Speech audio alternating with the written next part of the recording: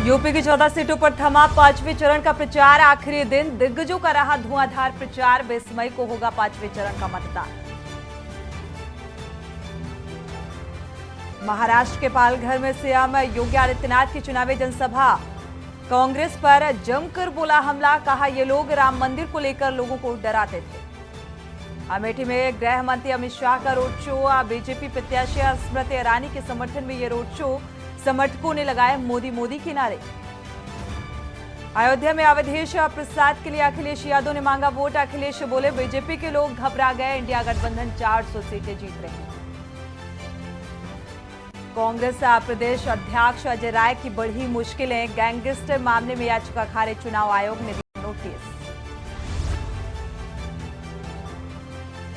देश के सबसे गर्म 5 शहरों में यूपी शुमार। 41 जिलों में हीट वेव का अलर्ट। 50 किलोमीटर की रफ्तार से चलेंगी हवाएं। आप रहे हैं की न्यूज, खबरों का सारथी।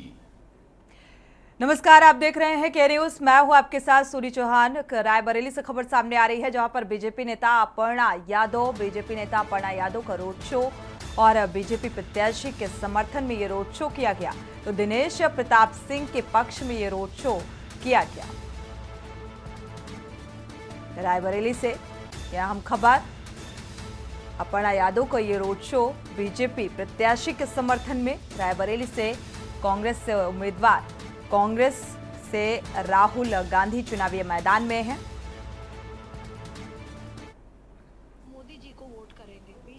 हमारे साथ बातचीत करने के लिए बीजेपी नेता अपर्णा यादव हैं। इनसे हम जानते हैं कि आज रायबरेली में रोड शो करने जा रही हैं। मैम, आज रायबरेली में रोड शो करने जा रही हैं, किस प्रकार रायबरेली में आज लोगों में उत्साह भरेंगे? देखिए, सभी लोग जो है राष्ट्र सर्वोपरि की भावना से, आदरणीय प्रधानमंत्री जी का जो दिव्य संकल्प है, जो भारत का जो उन्होंने एक विश्व पटल पे जो है चित्रण किया है, वह सबके मन में है।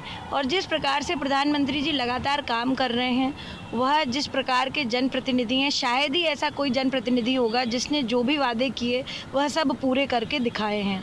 कांग्रेस पार्टी पूरी तरह से जड़ से समाप्त हो चुकी है और इंडी गठबंधन झूठ के अलावा कुछ नहीं फैला रहा है, क्योंकि उनको पता है कि मोदी जी का जिस प्रकार से पूरे भारत में विश्वास है, सबके मन में जो हृदय में उनके वास है मोदी, वो मोदी जी को वोट करेंगे, बीजेपी को वोट करेंगे और तिबारा प्रधानमंत्री बनने से उनको कोई रोक नहीं सकता। रायबरेली में आज क्या माहौल रहेगा और देखा जाए तो रिजल्ट आएगा क्या? तो देखिए, हम लोग जा रहे हैं, अभी आप पत्रकार हैं, आप खुद हमारे भाई देखेंगे। पत्रकारिता में मैं कहूँगी कि लोकतंत्र का चौथा बड़ा स्तंभ है, सभी को पता है। जिस प्रकार से देखिएगा कवरेज में भी, मुझे लगता है कि बहुत अच्छा रोड शो रहेगा। तो हमारे साथ बातचीत करने के लिए अपर्णा यादव थी, जो कि रायबरेली पहुंची हुई हैं और कुछ ही देर में रायबरेली में रोड शो शुरू होने वाला है। केशवानंद शुक्ला, के न्यूज, रायबरेली। पांचवें चरण में मतदान होना है रायबरेली में, और जिस तरीके से एक माहौल बनाने की कोशिश की जा रही है वो वाकई बेहद अहम है हर एक राजनीतिक दल के लिए। लखनऊ से अहम खबर। लोकसभा चुनाव को देखते हुए ये बड़ी कार्रवाई सामने आई है। शासन और आबकारी विभाग की ये बड़ी कार्रवाई ग्रामीण क्षेत्रों में और संदिग्ध स्थानों पर दबिश दी गई है। लगभग 35 लीटर अवैध कच्ची शराब बरामद की गई। साथ ही 150 किलोग्राम लहन भी बरामद किया गया है और लहन को फिलहाल मौके पर ही नष्ट कर दिया गया।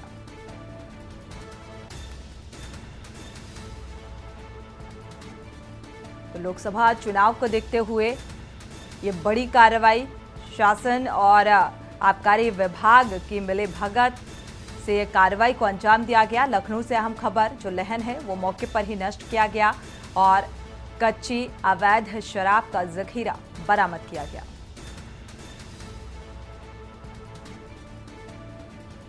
तो ग्रामीण क्षेत्रों में करीब 35 लीटर अवैध कच्ची शराब यहां पर बरामद की गई।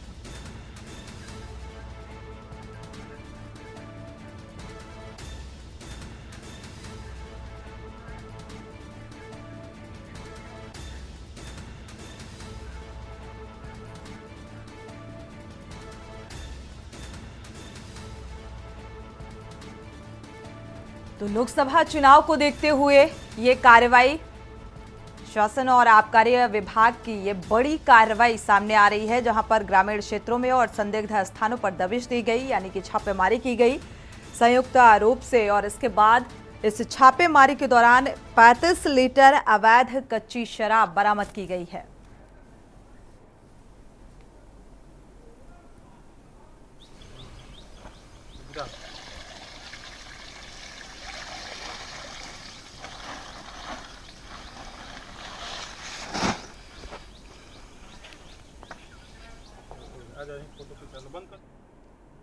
और इसी बीच कौशाम्बी से अहम खबर सामने आ रही है। कौशाम्बी से आपको खबर बता दें, जिला निर्वाचन अधिकारी ने ये जानकारी दी है, Rajesh Kumar Rai.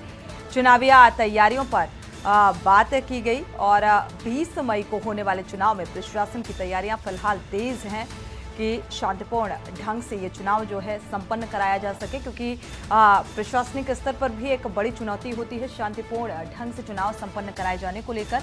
89 sector 9 zonal magistrate लगाए गए हैं, तो 2 सुपर जोनल और मजिस्ट्रेट भी लगाए गए हैं ताकि जो मतदान है 5वें चरण का वो संपन्न कराया जा सके।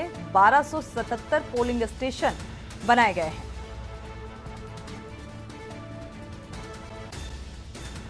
श्रावस्ती से अहम खबर सामने आ रही है, नौकरानी ने लगाया छेड़छाड़ का आरोप। श्रावस्ती से यह अहम खबर सामने आ रही है, तो पीड़िता के पिता ने थाने में हालांकि कार्रवाई की मांग भी की है और पुलिस ने आरोपी के खिलाफ अभी तक कार्रवाई नहीं की।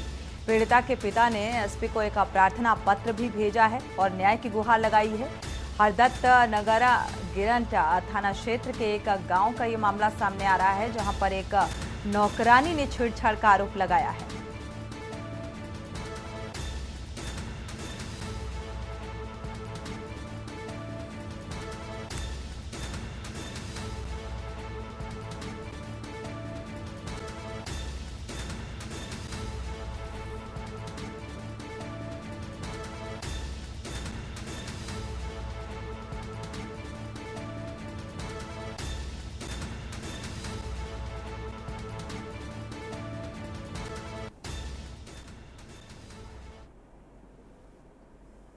कि सोची के यहाँ हमने यहाँ बिटिया काम करत रहा है। हाँ। तो काम करत रहा है 6 महीने से जी। 6 साल से। अच्छा अच्छा। 6 साल से। तो अब वहाँ चौका बासन करत रहा है। चौका बासन करत रहा है तो अपन क्या करते हैं। कितने रुपए पर लेकर गए थे काम करने के लिए? 200 रुपया रोज। प्रतिदिन? हाँ रोज। अच्छा, पैसा मिल गया सारा? नहीं मिला है। अच्छा, तो कैसे विवाद हो गया कुछ जैसे कुछ सुनने को मिला है? बिटिया के संगे छेड़खानी करत रहे हैं। अच्छा, कौन छेड़खानी कर रहा था? अरे उनको कहीं पटकत रहे हैं। अच्छा अच्छा। हाँ, यही सब करत रहे हैं सब। तो हमारी बिटिया ये हमसे बताई। हाँ। तो हम कहा कि चलिए देखी कहे छेड़खानी करत हैं। बढ़ते आगे रुक करते हैं अगली खबर का। बुलंदशहर से खबर है, बेटी बरामद न होने पर पिता ने आत्महत्या की है। तो ग्रामीणों ने शव रखकर पुलिस के खिलाफ प्रदर्शन किया है और पुलिस पर लापरवाही का आरोप लगाया। ग्रामीणों ने बिलासपुर चाचूरा रोड भी जाम कर दिया। नाराजगी के चलते पुलिस प्रदर्शन कर रहे ग्रामीणों के बीच एक नोकझोंक की भी स्थिति बनी। दूसरी जाति के युवक पर बेटी को ले जाने का आरोप लगाया गया। 15 दिन बीत जाने के बाद भी पुलिस को अभी तक कोई सुराग नहीं लग पाया है और इसी बात को लेकर ग्रामीणों की ये नाराजगी सामने आ रही है। सीओ पुलिस के अफसर भी ग्रामीणों को समझाने में जुटे हुए हैं। बुलंदशहर के काकोट थाना क्षेत्र का ये पूरा मामला सामने आ रहा है।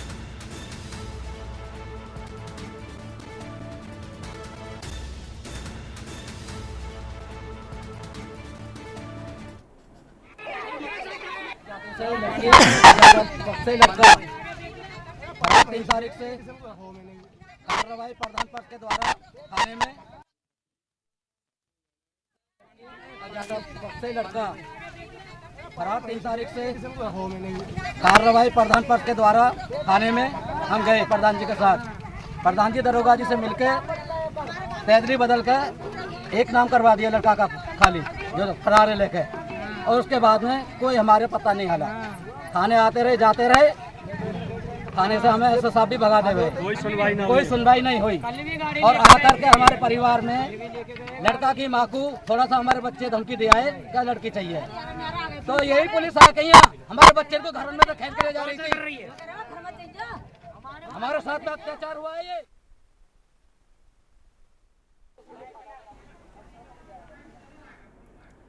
तो ग्रामीणों ने शव रखकर जाम लगा दिया और आपको बता दें लगातार सीओ पुलिस के अफसर भी मौके पर स्थिति को देखते हुए पहुंचे हैं और लगातार इन ग्रामीणों को शांत कराने की कोशिश भी कर रहे हैं, लेकिन नाराजगी इस बात को लेकर कि अभी तक इतने दिन बीत जाने के बावजूद भी अभी तक पुलिस कोई सुराग नहीं लगा पाई है और पुलिस के खिलाफ अब प्रदर्शन की ये तस्वीर, नाराजगी की ये तस्वीर सामने आ रही है। पिता ने हालांकि आत्महत्या की भी शंका, संभावना जताई है।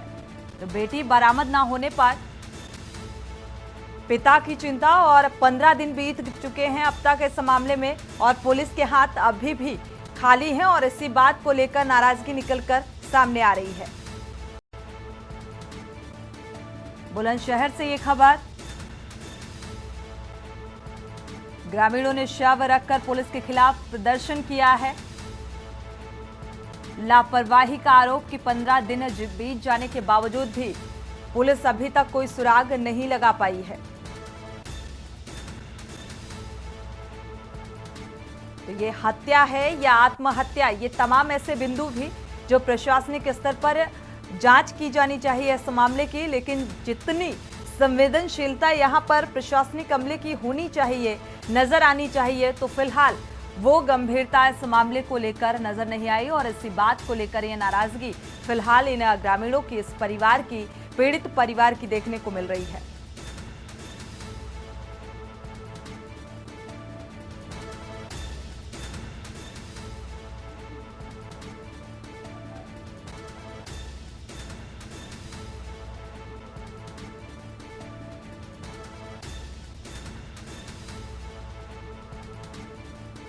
तो दूसरे जाति के युवक पर भगाने का आरोप और इसके बाद 15 दिन बीत जाने के बावजूद भी पुलिस बरामद नहीं कर पाई लड़की को और इसी को लेकर ये नाराजगी लगातार सामने आ रही है इस पीड़ित परिवार की। हालांकि यहां पर जब प्रशासनिक अमला मौके पर पहुंचा और समझाने बुझाने का प्रयास किया तो नोकझोंक की भी तस्वीर सामने आई। अनिल मीणा इसी खबर पर जुड़ चुके हैं ज्यादा जानकारी के साथ। अनिल, क्या अपडेट है इस मामले को लेकर?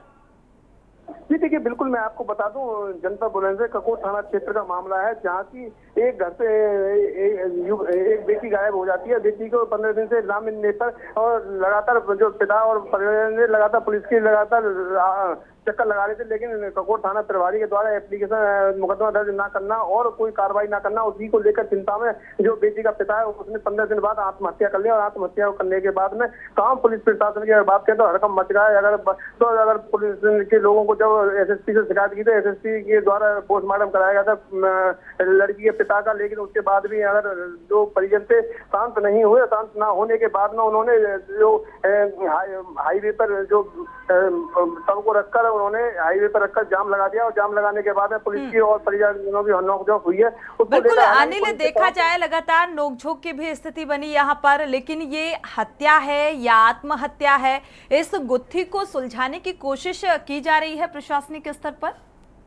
जी देखिए, अगर बिल्कुल मैं आपको बता दूं, अगर बात की जाए तो जिस तरह से जो बेटी का पिता है, जो बेटी के पिता को जो लड़की को ना बरामद करने को लेकर एक दूसरे समाज का एक लड़का जो उस लड़की को ले गया था और ले जाने के बाद में उसको लगातार उसको पुलिस को लगातार वो कार्रवाई की मांग कर रहे थे, लेकिन पुलिस के द्वारा जिस तरह से ककोट थाना पुलिस के द्वारा कोई कार्रवाई ना की जाना तो कहीं ना कहीं चिंता का विषय है। लगातार जो उनका आरोप है कि जो प्रधान है, प्रधान के दबाव की वजह, जो दबंग प्रधान है उसके वजह से पुलिस ने कार्रवाई नहीं की है। हालांकि जो जिस एसएसपी के निर्देश पर कार्रवाई की बात जरूर की जा रही है और अगर बात की जाए तो सीओ सिकंदराबाद समेत तमाम पुलिस वहां पहुंची है मौके पर और पुलिस ने जब परिजनों ने, ग्रामीणों ने तो सबको रखकर जो रोड पर जाम किया है तो उसको लेकर पुलिस में नोकझोंक भी हुई है। हालांकि जो वहाँ की जो पूर्णिमा सिंह जो क्षेत्राधिकारी है सीओ सिकंदराबाद, उन्होंने आश्वासन दिया है कि पूरी जांच की जाएगी, जांच के बाद कार्रवाई की जाएगी। हालांकि अब देखना यह होगा कि जो दोषी पुलिसकर्मी है या जो दोषी व्यक्ति हैं जो लड़की को ले गए थे उसको उनके खिलाफ कार्रवाई होती है नहीं होती ये तो आने वाला वक्त है। लेकिन अगर फिलहाल की अगर बात की जाए तो फिलहाल ग्रामीणों को शांत कर दिया गया है, जाम को खुलवा दिया गया है और आश्वासन के बाद जो तमाम पुलिस के प्रशासनिक अधिकारी हैं उनके आश्वासन के बाद ये किया गया है कि मुकदमा दर्ज किया जाए। दर्ज करने के बाद जो दोषी लोग होंगे उनके खिलाफ कार्रवाई हो। कार्रवाई किस तरह से होती है ये तो आने वाला वक्त है, लेकिन फिलहाल की बात करें तो जिस तरह से 15 दिन से लगातार जो पीड़ित परिवार है लगातार कार्रवाई की मांग कर रहा था, उसके बाद में जब पिता आत्महत्या कर लेता, आत्महत्या के बाद में सबको पोस्टमार्टम कराया जाता, पोस्टमार्टम के बाद में लगातार जिस तरह से माहौल को बिगड़ता हुआ देखते हैं तो उसके बाद पुलिस कहीं ना कहीं पुलिस के हाथ पैर फूलते हैं और हाथ पैर फूलने के बाद पुलिस कार्रवाई को तैयार होती है। लेकिन कहीं ना कहीं बड़ा सवाल यही है कि जिस तरह से उत्तर प्रदेश के मुख्यमंत्री लगातार बड़े बड़े दावे कर रहे थे कि पुलिस जो महिलाओं की सुरक्षा को लेकर जो बड़े बड़े दावे किए जा रहे थे वो कहीं ना कहीं आज भी जनता बुलंदशहर ककोरदाना पुलिस के द्वारा उनको ठेंगा लगाते हुए साफ साफ दिखाई दिया गया है। बिल्कुल अनिल मीणा, ये तस्वीर ये बताने के लिए काफी है कि आखिर प्रशासनिक अमला जो है वो कितना जिम्मेदार है अपनी इस जिम्मेदारी को लेकर, इस सुरक्षा व्यवस्था को लेकर। शुक्रिया इस तमाम जानकारी को साझा करने के लिए। तो फिलहाल एक बड़ी लापरवाही की तस्वीर भी इसे कही जा सकती है, क्योंकि 15 दिन बीत जाने के बावजूद भी अभी तक कोई सुराग नहीं लगा पाई है और इसी बात को लेकर ये नाराजगी पीड़ित परिवार की सामने आ रही है। वक्त एक छोटे से ब्रेक का, लौटेंगे जब ब्रेक से वापस आ रहे हैं। रुक करते हैं खबरों का। फतेहपुर से अहम खबर, बेकाबू बुलेरो ने साइकिल सवार को रौंद दिया। हादसे में अधेड़ की मौके पर ही दर्दनाक मौत और बुलेरो चालक बुलेरो लेकर मौके से फरार हो गया। घटना से पारिवारिक लोगों का फिलहाल रो रो कर बुरा हाल है। पुलिस ने शव को कब्जे में लेकर पोस्टमार्टम के लिए भेजा है। ललौली थाना क्षेत्र का ये पूरा मामला सामने आ रहा है।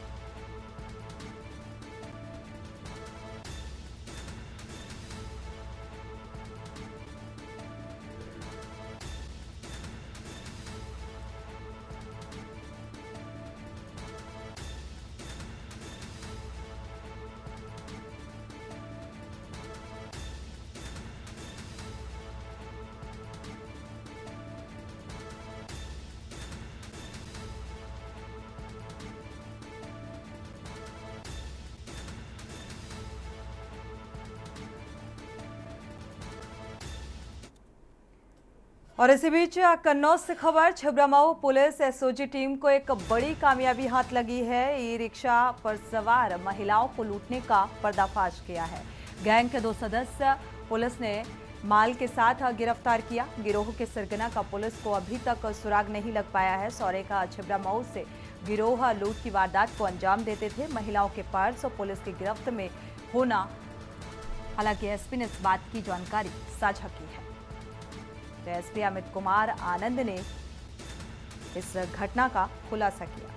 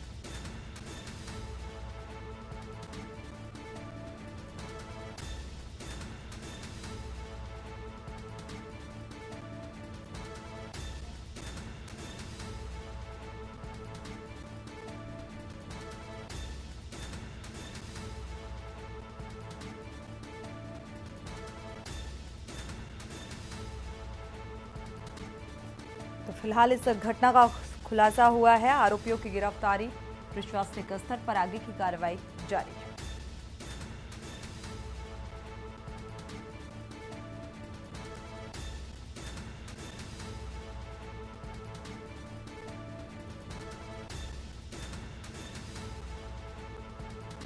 कन्नौज से अहम खबर सामने आ रही है। छिबरामऊ पुलिस एसओजी की टीम ने ये कामयाबी हासिल की। ई रिक्शे पर सवार होकर ये लूट की वारदातों को अंजाम देते थे। 2 सदस्य पुलिस ने मौके से गिरफ्तार किए हैं। गिरोह के सरगना का अभी तक सुराग फिलहाल नहीं लग पाया है।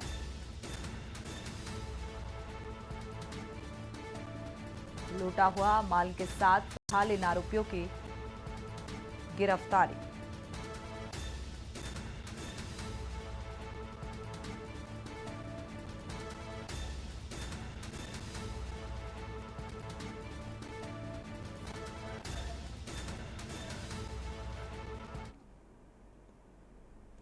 बढ़ते आगे, यूपी की कौशाम्बी लोकसभा सीट से एनडीए गठबंधन के प्रत्याशी और सांसद विनोद सोनकर के समर्थन से कल्याणपुर में एक जनसभा को केंद्रीय मंत्री अनुप्रिया पटेल ने संबोधित किया। उन्होंने कहा कि वो 400 पार के लक्ष्य की ओर तेजी से आगे बढ़ रहा है और विपक्ष के पास ना तो कोई मुद्दा है ना ही कोई नीति। विपक्ष के साथी दलों की राज्यों में सरकार चलाई, लेकिन जनता के प्रति आज उनके मन में आक्रोश है, जिसका नतीजा है कि तीसरी बार एनडीए सरकार बनाने जा रहा है। और सिराथू तहसील के कल्याणपुर में महुआ बाग के पास बीजेपी के सहयोगी अपना दल के राष्ट्रीय अध्यक्ष अनुप्रिया पटेल ने जनसभा की और इस दौरान विपक्ष पर निशाना साधा।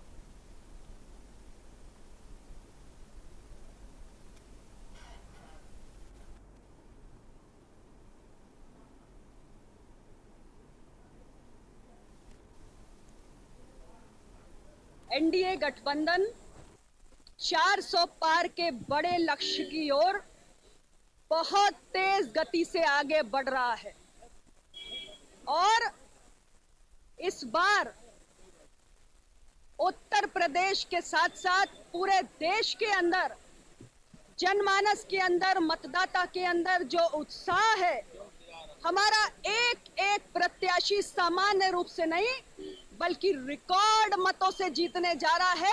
ये आम जनमानस का मोदी जी के सरकार की उपलब्धियों और कार्यों और जनसेवा पर विश्वास है। आप क्या चाहते हैं विपक्ष क्या कहे? विपक्ष के पास ना कोई मुद्दा है ना कोई नीति है। इतनी बार सत्ता में रहने का अवसर मिला। इंडी गठबंधन में जितने भी आज साथी दल शामिल हैं, उन्होंने राज्यों में सरकारें चलाई, देश में सरकार चलाई, लेकिन जनता के मन में आज उनके प्रति इसी के साथ बुलेटिन में इतना ही। आगे खबरों के लिए आप देखते रहिए के न्यूज़ इंडिया।